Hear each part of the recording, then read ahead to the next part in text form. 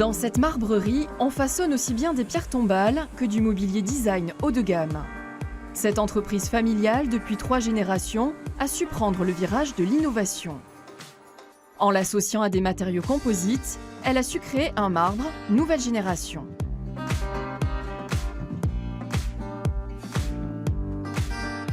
Les activités de l'entreprise sont très variées, mais près de la moitié de son chiffre d'affaires se fait dans la décoration.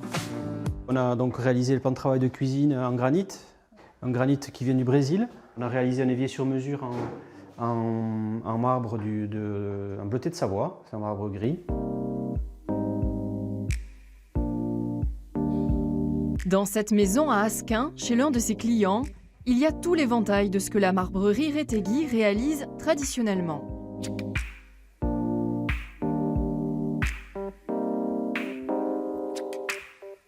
On va retrouver donc du dallage, de la cheminée, plan de travail de cuisine, des salles de bain.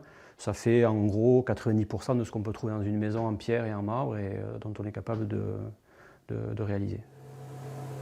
C'est le grand-père de Claude Retegui qui a créé cette marbrerie à Saint-Jean-de-Luz.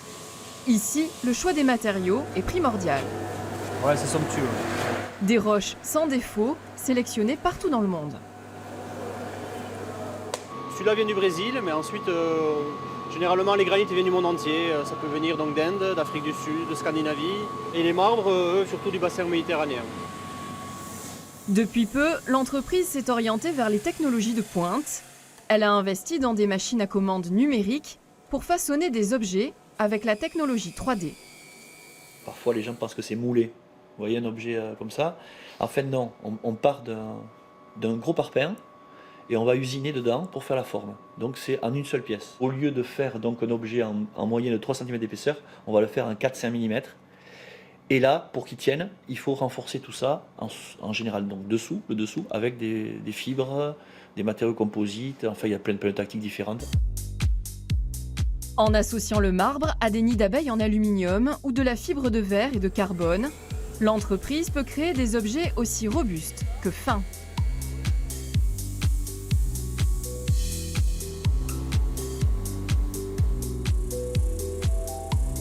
Un savoir-faire unique qui leur a ouvert de nouveaux marchés. Depuis 2008, Retegui équipe sur mesure des avions d'affaires et des yachts de luxe.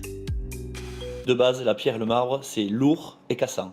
Dans des secteurs comme les bateaux ou encore plus les avions où chaque gramme est important, c'est pas possible. Donc ils allègent de plus en plus chaque pièce. Donc on trouve notre débouché là-dessus. Un marbre tout en finesse qui a intéressé les designers pour créer du mobilier léger et aérien.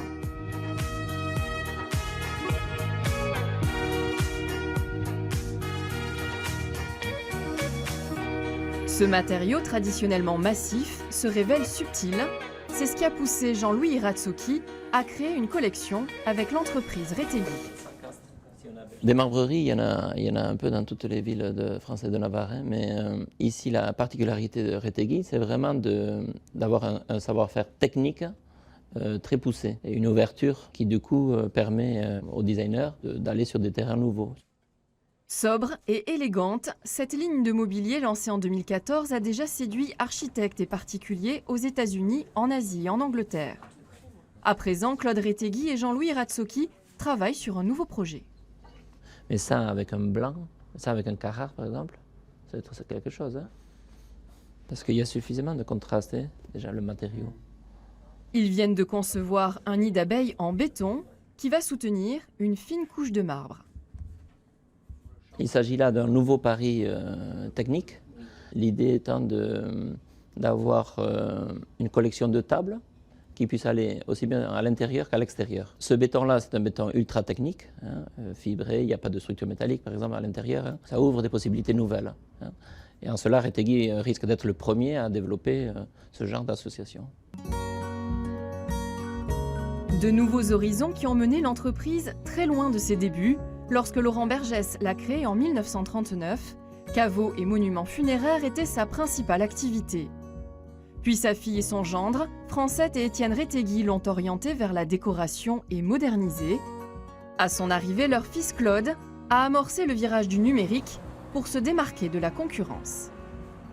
Le fait de partir sur des niches, ça amène de la valeur ajoutée à nos produits, on rentre dans des domaines où on a moins de concurrence, donc on peut arriver à être beaucoup plus compétitif. Et puis c'est un pari, voilà. Et puis c'est aussi, je pense, un peu dans ma nature de vouloir aller dans des endroits où les autres ne vont pas, et voilà, d'innover. Après 30 ans passés à diriger la marbrerie, ses parents jettent toujours un œil sur ce qui s'y fait aujourd'hui et sont souvent épatés.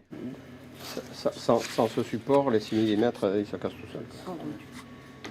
Voilà, maintenant il faut le vendre. On faisait des tables, nous, mais pas comme ça, avec des pieds qui se rabattent et tout ça, c'est nouveau, ça.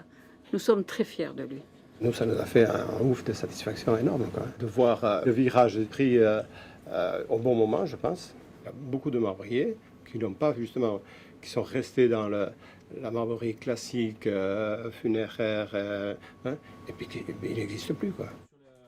Ingénieur en bâtiment et génie civil, pour Claude Retegui, reprendre l'entreprise familiale a toujours été une évidence.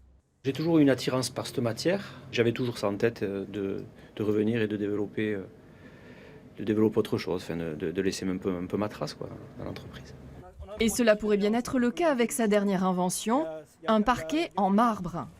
Le minéral est cette fois associé à de la mousse en polyuréthane. Il serait le premier en France à y avoir pensé.